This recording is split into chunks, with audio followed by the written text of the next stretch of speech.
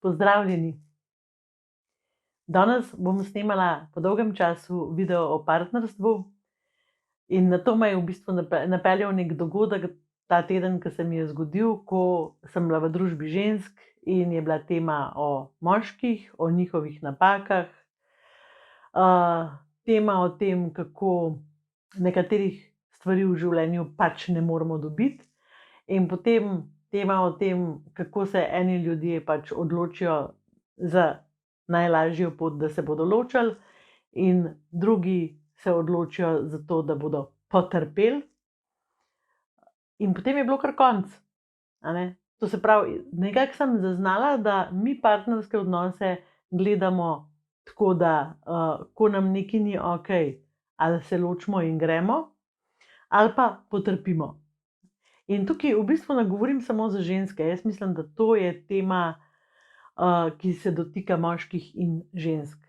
To se pravi, kaj naredite z odnosom, ko vam v odnosu postane dolg čas, kaj naredite z odnosom, ko postane odnos monoton, kaj naredite z odnosom, ko postane odnos odtujen, kaj naredite z odnosom, če se v odnosu počutite, kot da ste žrtev nečesa. To se pravi, kot da niste slišani, da ne morete, da ni vašega glasu, da ne morete v bistvu živeti tega, kar si želite, oziroma da ne morete partnerju sporočiti tega, kar si želite, ali pa partnerki.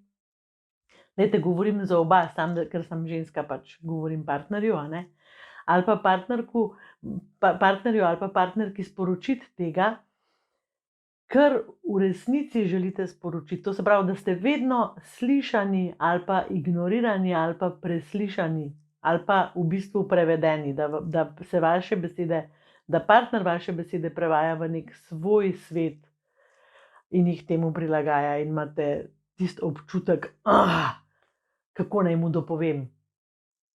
To se pravi, vsak odnos je na poti tja. Mi se zaljubimo, mi verjamemo v to, da smo nekaj posebenega, mi verjamemo v to, da mi bomo pa drugače kot vsi ostali, in potem počasi drsimo v neko monotonost, v neke konflikte, v neko odtujenost, v neko neslišanost, in mislimo, da to pač tako je. In tukaj se zgodi prva stvar, ki jo narobe razumemo. Ni pač tako.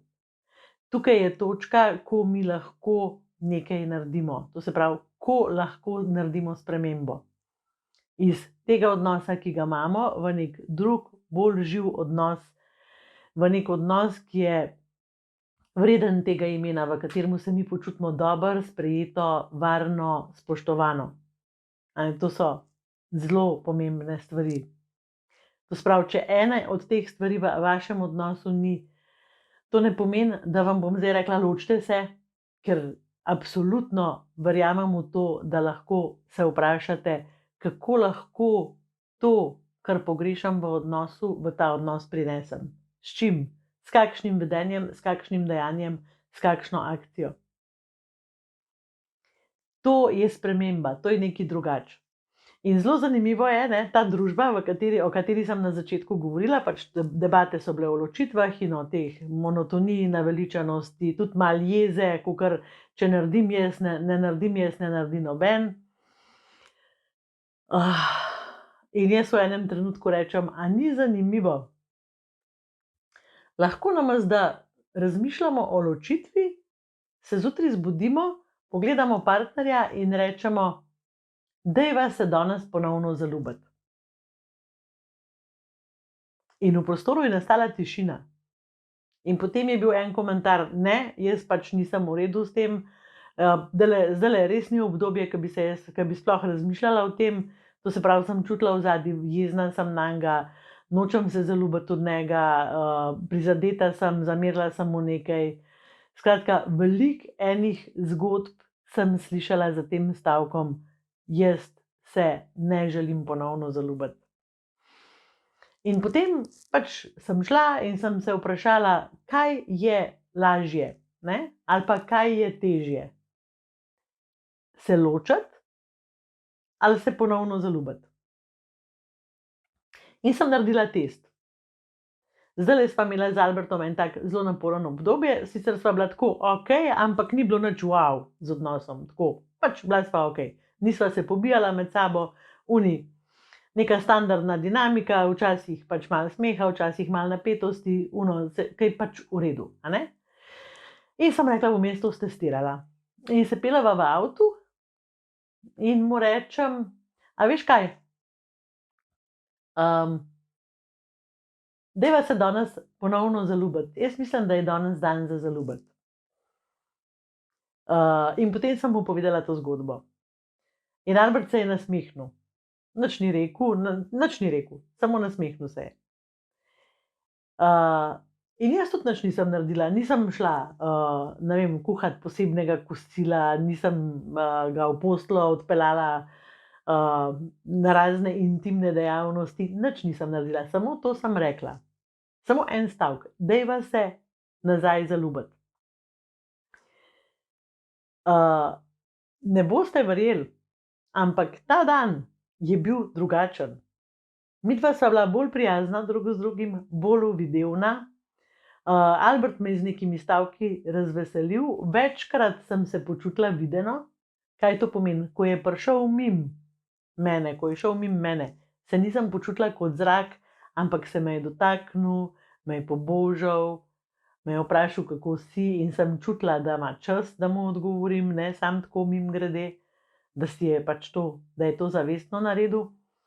In tudi jaz sem čutila, kako želim biti nežna do njega, kako želim biti prijazna, kako mene stvari niso zmotile, ker bi sicer me, če sem bila sfokusirana na to, a ne, kaj ne dela ok.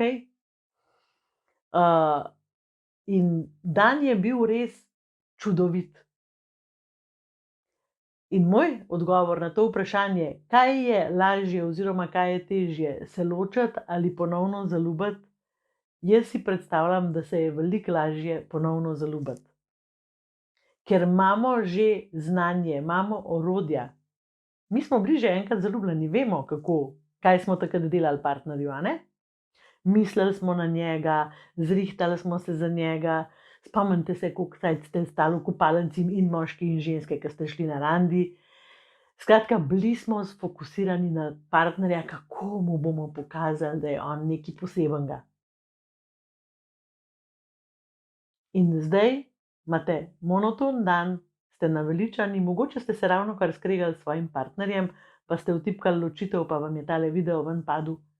Lejte, zdajle ste na tisti točki, ki se boste odločili, a boste razmišljali o tem, koliko je vaš partner grozen in kako ne morete z njim živeti in kako vam ne da tega, kar rabite, ali boste razmišljali o tem, kako to, kar nimate in kar rabite, pripeljati v vajen odnos, kako se na drugačen način pogovarjati s partnerjem in kako mu pokazati, da je za vas nekaj posebenega.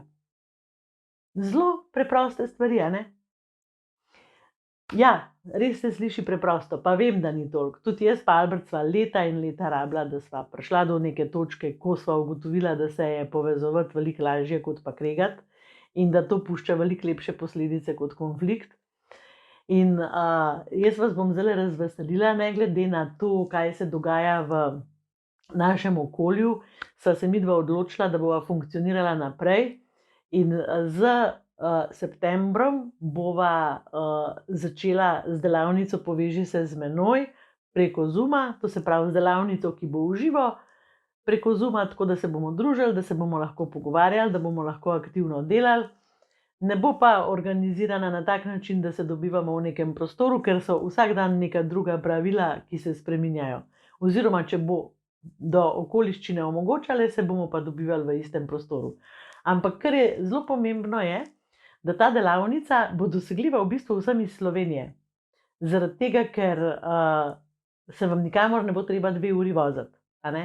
Vem, na zadnjo delavnico Poveži se z menoj je hodil en par iz Slovenj Gradca, na eno prej en iz Murske Sobote in vem, koliko so porabili enega časa za to, da so se vozili in vse to je samo pokazalo, koliko jim je vreden njihov odnos, a ne?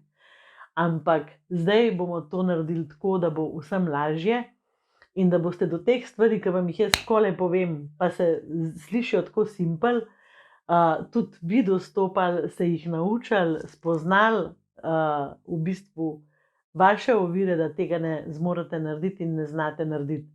Tako da, dajte lajkati tale video, šerajte ga okrog, upam, da ste naročeni na moj kanal, ker vidite, da sem pridna in da kar snemam, zdaj vsak teden, včasih celo 2 posnetka. In se vidimo v naslednjem videu. Čau, čau!